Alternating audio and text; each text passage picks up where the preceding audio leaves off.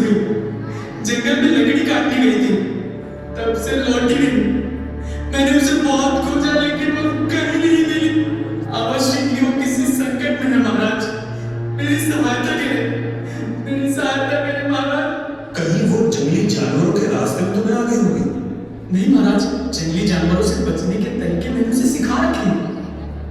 और ना वो किसी ने उसका अपहरण किया है। मेरे राज्य में कौन ऐसा दुस्साहस कर सकता है?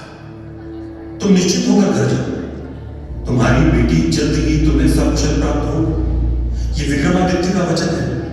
मैं इस मामले की छानबीन स्वयं करूंगा।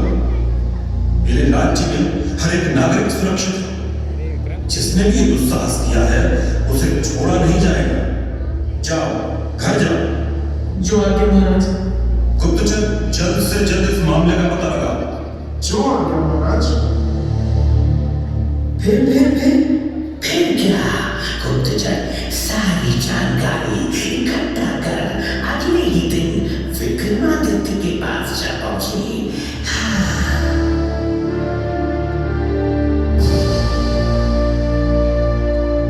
महाराज, सुरभि को आखिरी बार जंगल के एक तालाब में खंडहर में देखा गया था। तो खंडहर में अपने सैनिक भेजो। भेजे थे महाराज, किंतु हमारे सैनिक भी भीतर जाने से डर गए। यदि सैनिक भी प्राणों पर संकट देख भयभीत होने लगे तब तो चल चुका राजपाट। प्राणों के संकट से कोई नहीं डरा महाराज। लोगों का कहना है कि उस खंडहर में कोई तांत्रिक साधना कर रहा है। यदि उसे छेड़ा गया तो राज्य पर गंभीर संकट आ सकता है। उसे नहीं छेड़ा गया, इसीलिए किसान की बिटिया पर इस संकट आन पड़ा है। साधना का चोला उड़ने से कोई साधक नहीं हो जाता। अब तो हम स्वयं उस खंडहर में जाएंगे।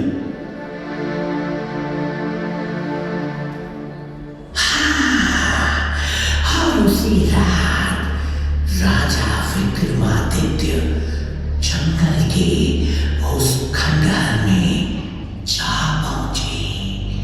अंदर से एक मशाल की रोशनी बाहर आ रही थी।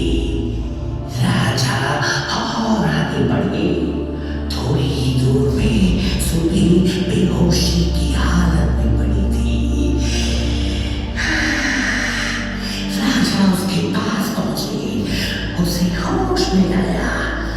वो उन्हें देखकर डर गए।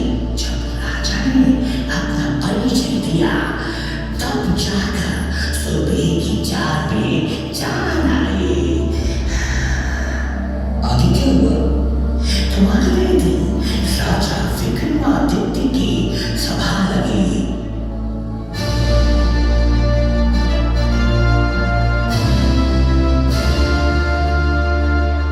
बताओ बेटी सुरभि, जो भी तुम्हारे साथ हुआ वो सब कुछ निडर होकर करो। चुप क्यों हो सुरभि? यहाँ सब अपने ही हैं। जो भी तुम पर बीता वो कहो। मुझे उस खंडहर तक ले जाने वाला एक तांत्रिक था। उसने साधु का चोला ओढ़ रखा था। वो मुझे छलपूर्वक साथ लेकर गया और वहां ले जाकर मुझे बेहोश कर दिया। फिर क्या हुआ सुरभि? बेहोशी की हालत में मुझे कुछ दिखाई नहीं दे रहा था, किंतु वहां एक औरत की आवाज आ रही थी जो मंत्रों का जाप कर रही थी। तुम्हें वो आवाज याद है? वो औरत जो मंत्रों का जाप कर रही थी, उसकी आवाज पहचान सकोगे? जी महाराज। ऐसे कैसे इसकी बातों पर भरोसा कर सकते हैं महाराज? ये तो बेहोशी की हालत में थी। रानी पद्मिनी संकट से ये गुजरी है, इसकी बातों पर भरोसा तो करना ही हो। बता दो, कैसी थी वो आवाज? रानी पद्मिनी जैसी। सुरभि! महाराज, कानों की दुहाई, बिटिया भी होश में नहीं है, तभी अनाप शनाप कह रही है। मैं पूरे होश में हूँ। आवाजें पहचानने में मैं गलती नहीं कर सकती पिताजी। ये वही आवाज है जो खंडहर में मंत्रों का जाप कर रही थी। उस रात खंडहर में रानी पद्मिनी ही थी। महाराज, तो क्या अब मुझे न्याय नहीं मिलेगा? मिलेगा। न्याय वो नहीं जो रिश्तों को देखकर बदल जाए। न्याय वो है जो सही और गलत को स्पष्ट रूप से परिभाषित करे। यदि राजा न्याय करने के समय अपने रिश्ते निभाने लगे तो ये प्रजा के साथ सबसे बड़ा अन्याय है। वाह, इसने कहा और आपने मान लिया, ये न्याय है? साबित कब हुआ कि ये जो कह रही है वो सही है? साबित भी हो जाएगा। राज पंडित, आप मंत्र जाप शुरू कीजिए।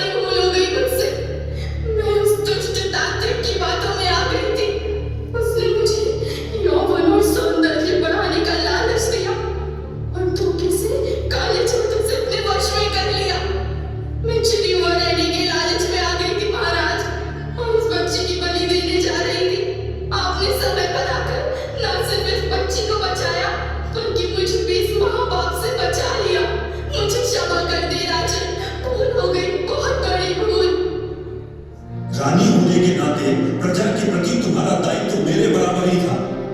तुम्हारी जगह कोई सामान्य स्त्री होती, शायद मैं उसे एक अवसर देता, किंतु राज्य की रानी के लिए यह अक्षम्य है। तुम्हारी जगह मैं स्वयं भी होता तो खुद को दंडित करता। रानी पद्मिनी, मैं तुम्हारा त्याग करता हूँ, तुम्हें दंड स्वरूप वनवास दिया जाता है। क्षमा महाराज, क्षमा। इस भूल की ऐसी बड़ी सजा मत दीजिए। मुझे अपने चरणों से दूर मत कीजिए महाराज। सैनिकों, रानी को यहाँ से दूर ले जाकर वन में छोड़ दो और उस दुष्ट तांत्रिक को पकड़कर आजीवन कारावास में डाल दो। न्याय ऐसा होना चाहिए कि वो समाज में एक मानक स्थापित करे।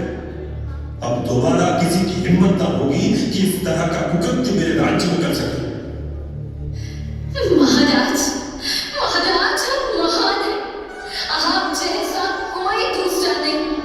आपकी सदा ही जय होगी महाराज, सदा ही जय होगी, सदा ही जय होगी।